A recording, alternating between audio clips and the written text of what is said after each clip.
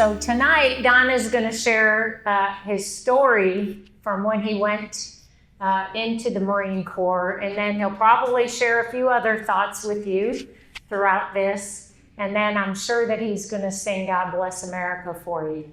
So Don, tell us about what it was like growing up in Detroit during the Depression. If you notice that I'm looking at her but not listening, it's because I can't hear. Somehow, my hearing aid, the one I have left on, went blank, and I just changed it. It's still blank. I don't know if it's the PA system or what, but for the first time, I can't seem to hear her. All right. We're going to talk about growing up in Detroit. I grew up in Detroit, Michigan. Can you hear me all right? Okay. I grew up in Detroit, Michigan. I don't remember, I was too young, but my first president was the guy that brought on the Big Depression. You remember him? Before Roosevelt. Got us out of it, set us up on our feet, and everything was going fine until the war came along.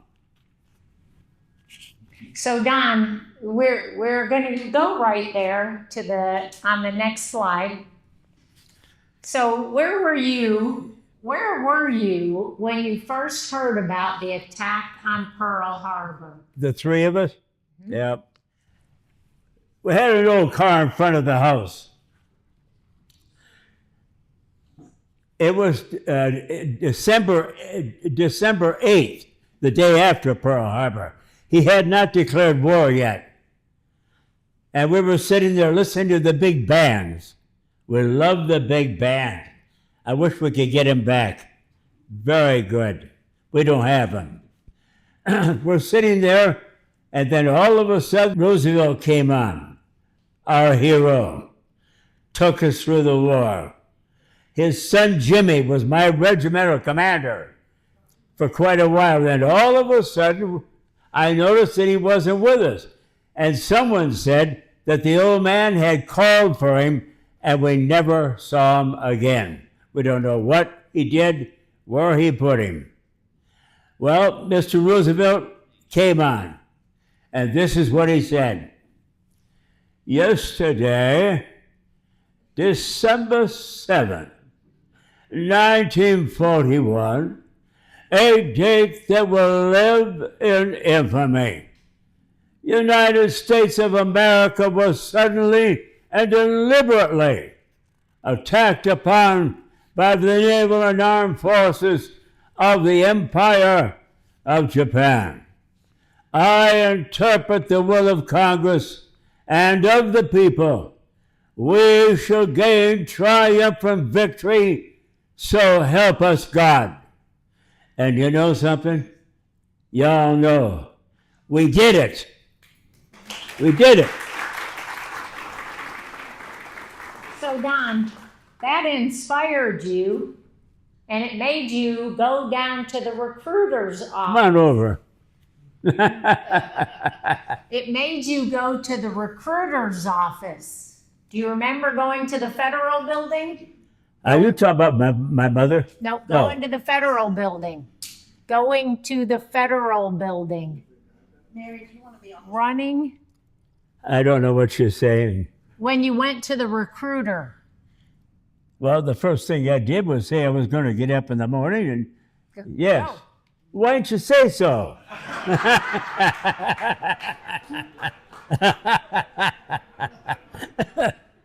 I said to my two buddies, I'm going to get up in the morning, I'm going to skip school. I'm going down to the Federal Building, I'm going to join the Marine Corps. They said, you can't join, you got to be 17. I said, I only got 6 months to go, I'm going to get the paper. Your mother will never sign that paper. Your dad might, he was a Marine, first war. I said, I'm going down. So next morning we got up, and my two sisters and brothers were all set to go to school. Out the door we came, and I said, I'm going to go down to Detroit, downtown, And I said, don't tell Ma anything about this. So they took off, and I went downtown.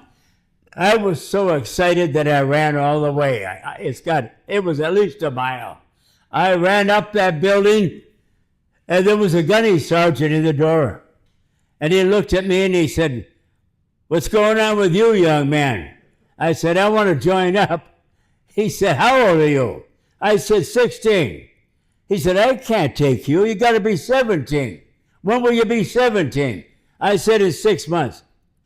He said, I'll tell you what I'll do. I will give you the paper that you need to have your folks fill out. Go home and have them fill that out and bring it back when you're 17. Do you want to do that? And I said, yes, sir. He said, go. Out the door I went, ran all the way home. I'm all happy.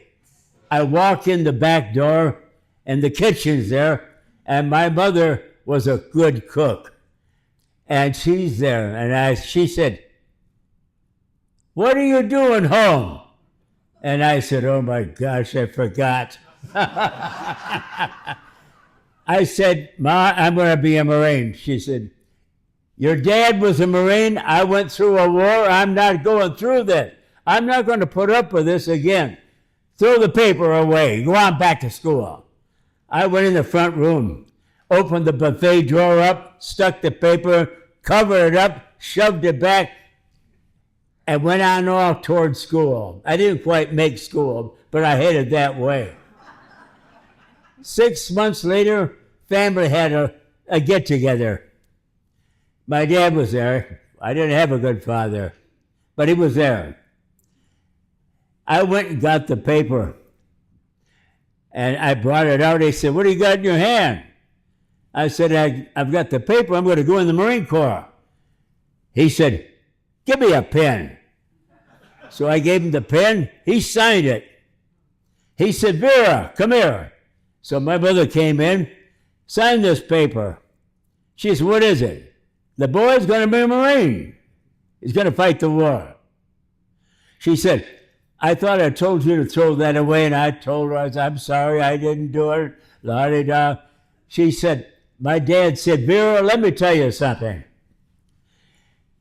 The boy walks out of school. He does odd jobs. He'll probably turn out to be a bum. Sign the paper. She's, give me a pen. I grabbed the paper, went out the door, ran all the way downtown Detroit again, and the gunny was there, and he said, you back again? I said, yes, sir. He said, how'd you do? I said, got it. He said, give me that. He says, all right, now listen. See that door over there? I said, yes, sir. You're going to go in that door, and you're going to meet a Navy doctor, and he's going to work you over from the top of your head to the tip of your toes, and you ain't never going to forget it. And as I just said this, I looked out in the audience, and I saw a half a dozen guys go like this. I passed. He said, go home. In 2 weeks, I'll give your folks a call. We'll have you down the train station. We'll head out for San Diego Marine Corps Base. And we'll see if you can graduate. And that was it. Next up. Don said goodbye to the family, boarded a train, and headed to San Diego for boot camp. 98, 99 degrees, and we didn't have air conditioning in those days. We had the fan at the end of the car. We'd take our shirts off. The conductor came through, the clothes hanging all over the seats, and he walks in, he sees it, and he goes like this, and then walks out. That was it. We got there in 4 days. That's how long it took. When we got inside the barracks, we found our bunks. Then the next morning after chow, we went for registration, physical, And as we came in the main room, the main hospital room, all I could hear was, "You'll be sorry." Well, I passed, and everything went fine. Joined the Marine Corps, went through boot camp. I fell in love with it.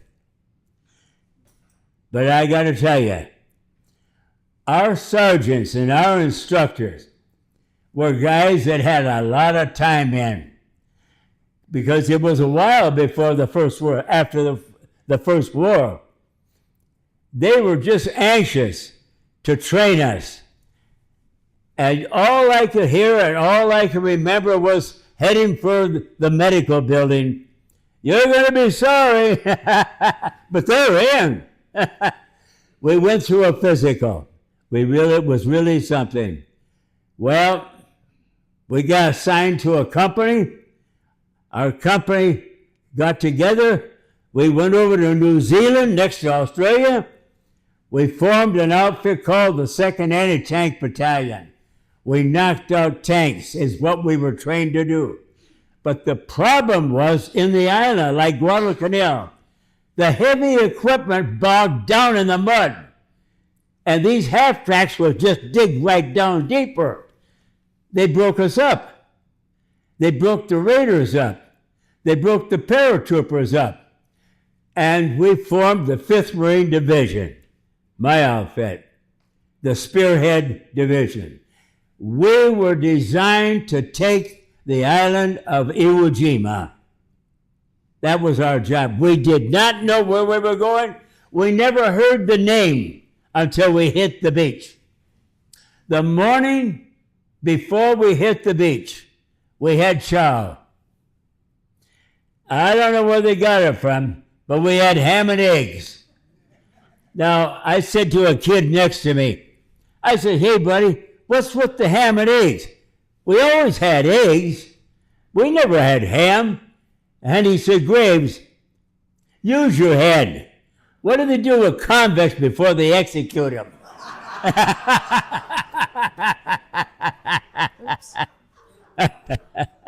Yeah. Okay, next. Huh? All right, so you get to Iwo Jima. Could you pretend you're mad at me? Well, since I usually am. Yeah. Tell them. There it about is, hitting third the wave. beach. Yep, tell them about that. Huh? Tell them about that. About Monster hitting the Abacha, you beach. mean? Hitting the beach. Hitting the beach. Oh, all right. We saw this little island out there the next morning. Fighters in the air. We had a free show. We were betting on which one would win. That's how crazy we were. Then all of a sudden we got word. Load your landing craft. Alligators. That's not what it was. But the Japs called our amphibious tractors, they called them alligators with wheels. And so that's what we called them. We loaded up and rallied around out there for about a half hour, and then we got the flag down and in we went. Now here's the funny thing. We're all kids. We're all teenagers. Our leaders are up a few years higher. We weren't afraid. I talked to my brothers. I wasn't afraid going in. I got afraid after it started. So we hit the beach. The problem was we hit Green Beach 1, what wasn't too wide, and our job, the 28th Marines, was to get up on Mount Suribachi, secure it, control it, then head to the north and help take the rest of it. The flag business was never in the picture. We didn't know anything about a flag. Never heard the word. What happened was... So let's wait on the flag. Huh? Wait on the flag. What happened on the beach? What happened when you prayed? Well, I'm going to tell how it happened, all happened. Yeah, when you were on the beach Huh? and you said a prayer. Okay. I know what she wants. We all hit the beach and we lay down face. I had on my back a 72-pound flamethrower. Now, I was an inch shorter then and probably 6-7 pounds lighter. And there I lay. And we were getting hit. Kids were coming back, shot in the neck, shot in the arms. Help me, help me. We don't even answer. We're told, leave them be. The medics will be in right after us, and they'll take care of them. So there we are. We're pinned down. Now I'm really trembling. I don't know where to go. I don't know if we'll ever get off the beach. We were stacked up, and we couldn't get up. It's up like that. And they're firing at us as we come up. I did something for the first time in my life. We were not church people. We were poverty kids. We had no clothes. Overalls. That's all we ever knew. And my mother worked hard to make them look good. We never went to church. I never prayed. I believed there was a God. I lay there. And the best, incidentally, how many of you folks remember the name John Basilone? Everybody knew about John Basilone. The first Medal of Honor, Guadalcanal. They called him Manila John. John, after Guadalcanal, went off on a bond tour. He got the Medal of Honor. Chesty Puller, how many remember that name? Oh, yeah. Well, Chesty Puller was a captain then. And he went to the captain and he said, Skipper, I can't do this. I don't want to do this anymore. But John, we're making a lot of money. He says, sir, I want to go back with my buddies. Well, your Medal of Honor, I can't say no, go. So he came to us, trained with us, got ready with us. Here we are on the beach, and he's from here to that wall on my right. Then all of a sudden, the word came out. Basilone just got it. He got hit by a sniper and was dropped dead, killed. Wanted to be with his buddies. Manila John was a good man, good Marine. We looked up to him.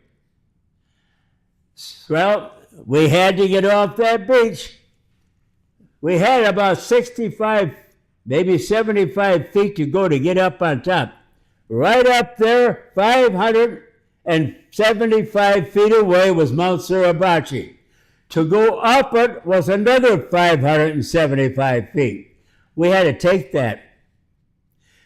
We had to make a left turn to go 575 feet.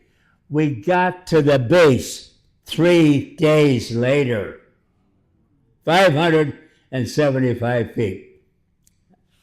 We were half the manpower we had when we got there. We fought our way up the mountain. I carried that flamethrower. I don't know how I did it. I must have been in excellent good shape. It weighs on you good. It fits good. It's heavy, but it fits real good. And you have a man on your left and a man on your right. If you lose them, you're on your own. And it happens. It does happen. Incidentally, do you know the lifespan of a flamethrower on Iwo Jima? 4 minutes. I was the only one that came off in my battalion by the grace of God. So I know now why he saved my life. So one of the things that Don, as he's talking about praying, the thing that he didn't tell you was that he prayed that time that God, you get me off this island and I'll serve you the rest of my life. And that's going to be important as we get later into Don's story. So Don, you went up Mount Suribachi 3 days, and this is what you saw, the flag raising. Oh, you got it right there. Oh, I've got one. Well, to begin with, we came up and there was the crest. We climbed up on the crest. And there, right where you folks are, right there, there's 5 or 6 of our buddies there trying to get this pole up with a flag fastened to it, and the wind is bucking it so hard, coming right off there, that finally it goes up. They secured it, and we took our helmets off and we raised all sorts of cane. All the ships, 520 in the bay, let go with horns, rockets, tracers. On the north end of the island, our boys that went in there, they were raising cane. We screamed and we yelled. We never knew anything about a flag. Well, a half hour later, John Rosenthal comes with regimental CP and photographers, and they bring that bigger flag. Do you know what that pole is? Drain pipe. It was drain pipe. And we found it laying there. And on the end, they caught rain, drained it down into the buckets. That's where the Japs lived and fought from. It was they lived like rats down there. Well, so we secured Mount Suribachi. We stayed there overnight. The next morning, we left a detachment to guard it. We took off for Hill 362A. Ask any Marine that was on Iwo about Hill 362A. I lost my battalion there. Out of 850 men, 12 of us left that area.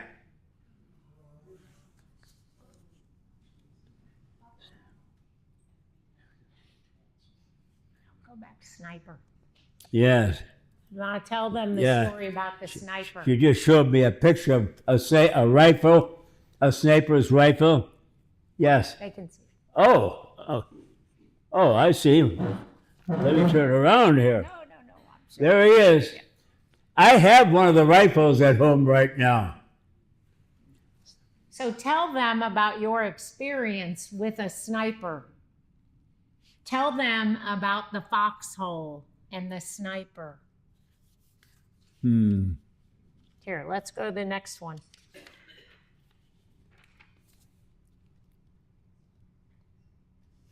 Oh, yes. We lost our battalion at Hill 362A. We moved to the north. We had about 3 to 4 weeks to go. We were on it 6 weeks. We dropped in a hole. 3 of us. That's all that was in our company. We were down to hardly anything. But we did our job. We lay in that hole. The next day, we're waiting for them to show some notice of action, but they didn't. So they came us at night with banzai charges. That's when the fighting went on. So I'm sitting there, and it's late morning, and I said, I got to look for snipers. So I got up on the ground, put my elbows up there. You know, there was something else. If you spend a few days in combat, you get careless. You don't care. You get immune to it. It doesn't bother you anymore. And that Japanese knows that, and he waits for the right time. I'm sitting there, down from when I was watching. I said, I can't see nothing. Nothing's moving. So I got on the phone, and I called CP, and I said, Graves, CP. They said, go ahead, Graves. I said, I've been looking for about 20 minutes for snipers. There's nothing out there. Well, you better keep looking. He knows we're here. He just put a round in First Sergeant's leg. We sent him to the medic. He said, by the way, you got a kid coming for a replacement. I said, good, we could use him. Send him on. About 10 minutes later, I'm sitting there, and he stands over the hole, and he said, Graves? I said, yo, what do you want me to do? He said, come on down here. So he came down, and I said, sit down over there. There'll be a lot to do tonight. I said, I got to get up there again. And I had my glasses. And he said, Don, let me look. I said, nah, you get yourself shot. One of my buddies says, give him the glasses. That's what he's here for. I threw him the glasses. He got up where I had been. Now listen, folks, that Jap sniper knew I was coming back. He knew that. We're sitting there talking, just talking. He fell back. His helmet fell off and spun between my feet. Inside the helmet, caught in the web, was a beautiful girl. She was sitting in a chair, and on her lap was a baby, his baby. I jumped up and I cussed the blue streak. I cussed the Marine Corps. I cussed Iwo Jima. Listen, I cussed God. After that prayer I gave on the beach, if you get me off this island, I'll serve you the rest of my life. I used him. But God heard, and God's in no hurry to break the scenery. 9 years from the date. Yeah, I'm going to come to it. 9 years from the date, I was in Detroit, back home. Wasn't doing too well. I wanted to go back in the Corps. I got married. They wouldn't take me. A woman broke us up.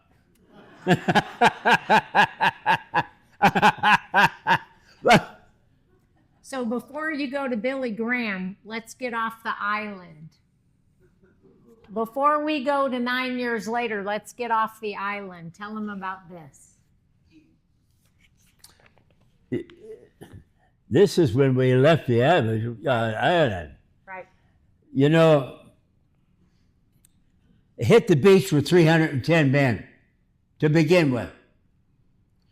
6 weeks later, how many do you think walked off? 18 of us. No officers.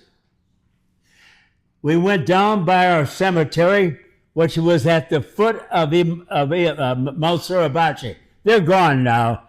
The Japanese asked them if we wouldn't remove them. People went over there with planes and exhumed the bodies, but sometimes there was no body. It was a mess, but it's gone now. You never know there was a cemetery there.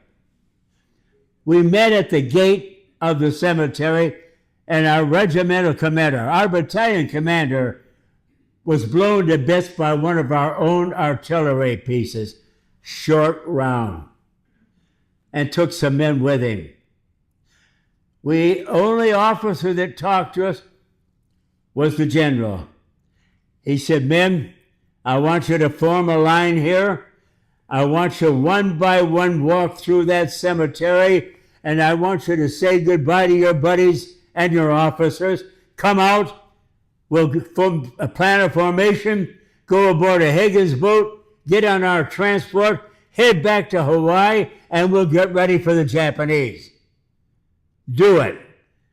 One by one, we walked through the cemetery.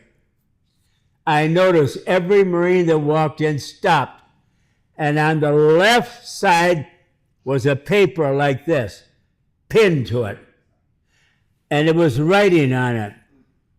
I think a CB did that. They do things like that. And this is what we read. Fellas, when you go home, tell the folks we did our best, that they may have many more tomorrows.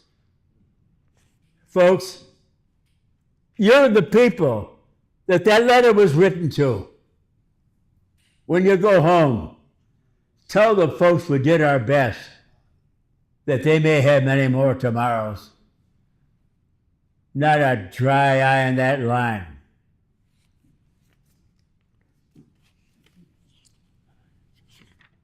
Look at that handsome guy. Yeah. Remember I mentioned the 4 in a foxhole? Does it show it? Yeah, well, there they are. I can name them. On the left, John Lazinski, Don Graves, Robert Bennett, Lands of Fame.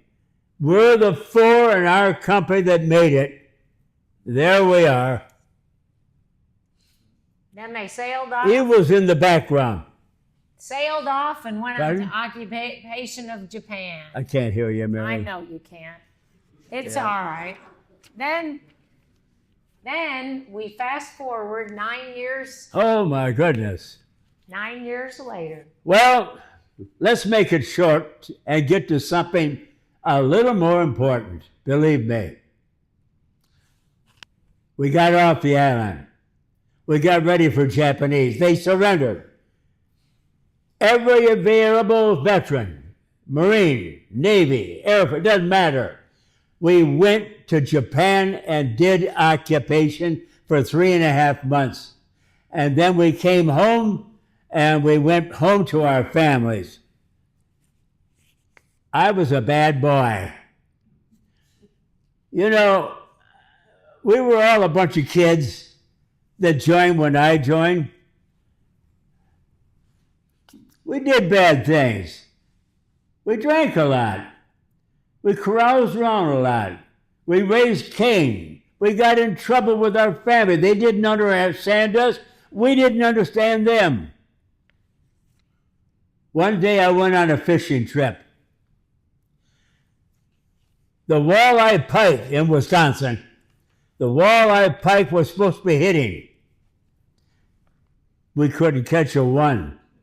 But we caught a lot of bottle bass. Did you hear what I said? So you know what I'm talking about. Bottle bass. And we got out of shape. And we came home to our places. My wife was an ardent homekeeper. But we weren't making it. And it was mostly my fault. We were getting ready for a breakup. No children yet. I came home. I was in bad shape. I threw myself on the couch. She goes on cleaning. I noticed the phone was ringing. And she answered the phone and said, "I'll get him." She came over and I told her, I said, "Who was that?" "That's Mr. Bilo. He wants to talk to you." Now, Mr. Bilo was, at that time, 76-year-old gentleman from Copenhagen, Denmark. He was a Christian man. He belonged to a local church. He tried to get me involved with it. He couldn't do it. He just chaperoned me, and I respected him. His wife was a little more older than him and not too well.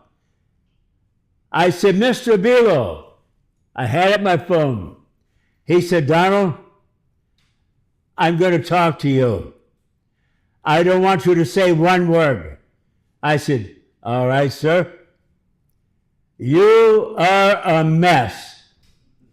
I didn't deny that. "You're losing your best friends.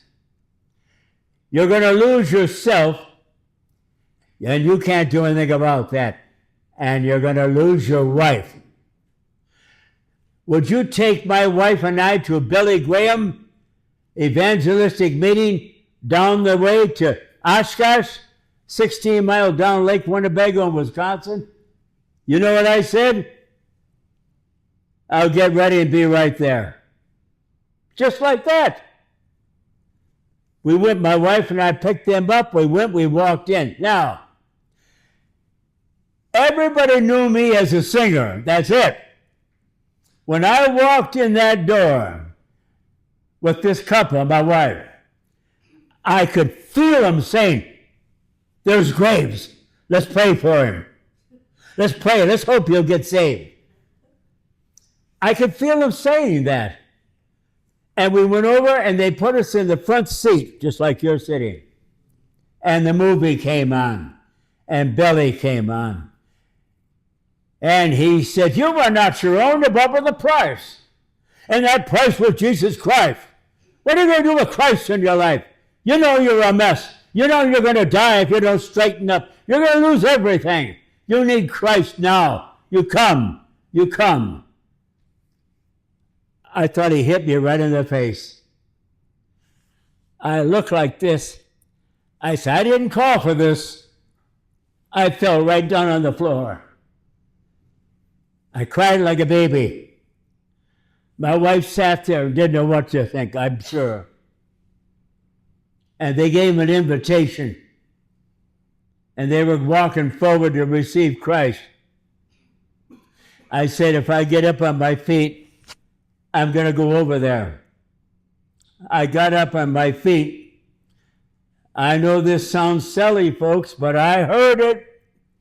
I heard a voice say to me, sit down, you fool. What about your wife? I turned like this to my wife.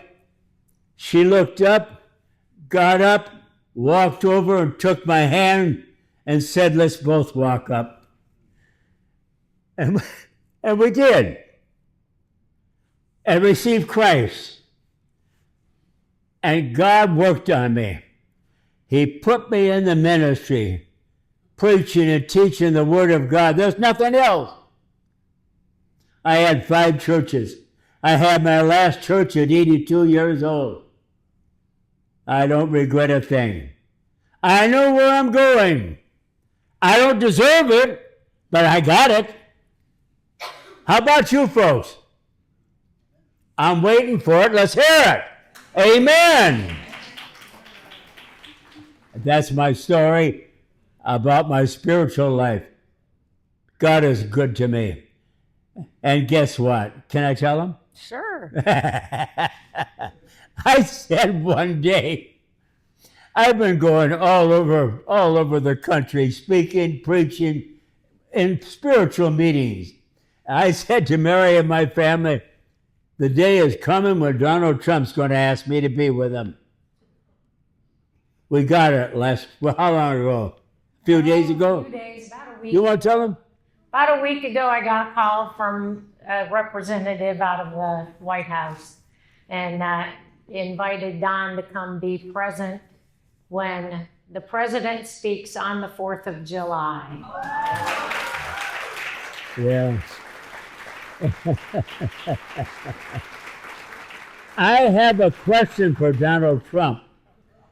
I'd like your opinion, and I can judge by your applause. How many of you gone to Pearl Harbor? You can't forget it, can you? I've been there 3 times. I'm going again. All paid. There'll be about, 6, 7 of us, veterans. We'll have a great time, a spiritual time. I noticed something. 3,500 young men are down in the hulk of that Arizona ship. We don't know what it looks like. And Mary was with me. And I said to Mary, well, we got in the car and left. And I said, she was driving. I said, Mary, we had about 6, 7 people with us. I said, I forgot something. And she says, what? I got to go back. She said, well, we'll go back. Did we go tomorrow or the next day? And we went back. We looked at the hulk. There it was. We walked over to the list of names. And I said to her, are we ready? She said, yes. Slow salute. That's what I failed to do. Our comrades. And we went back to the ship. It's as though they heard it.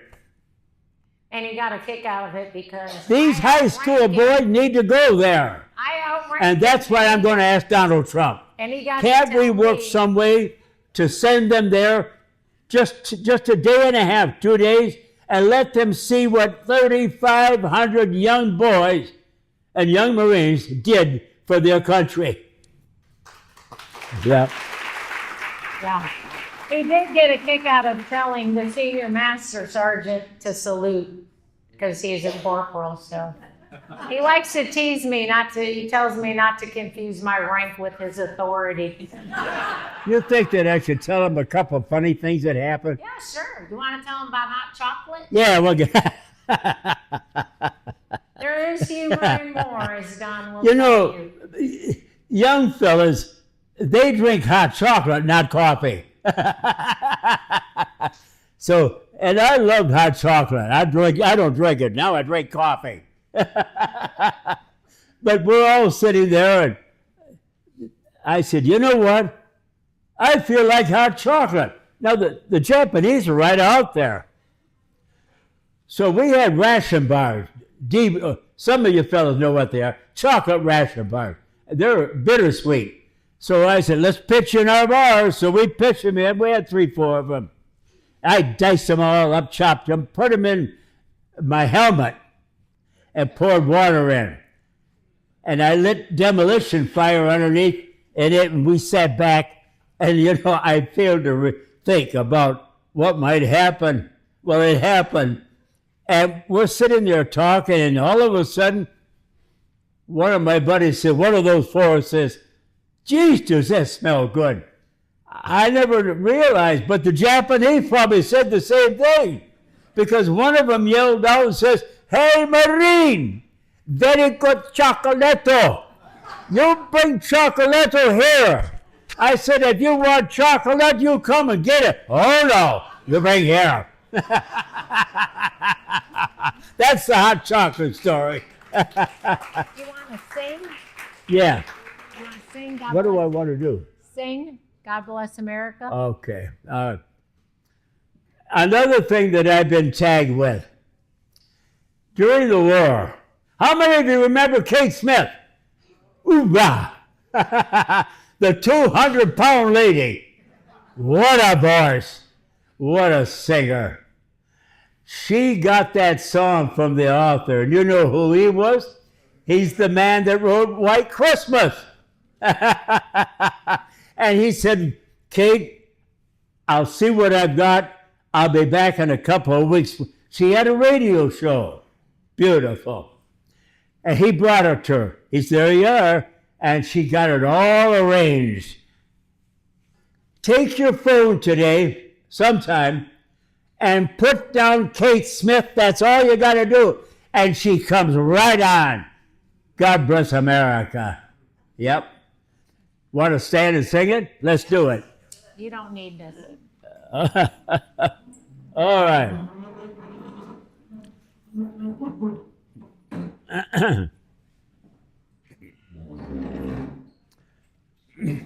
Let's sing right out.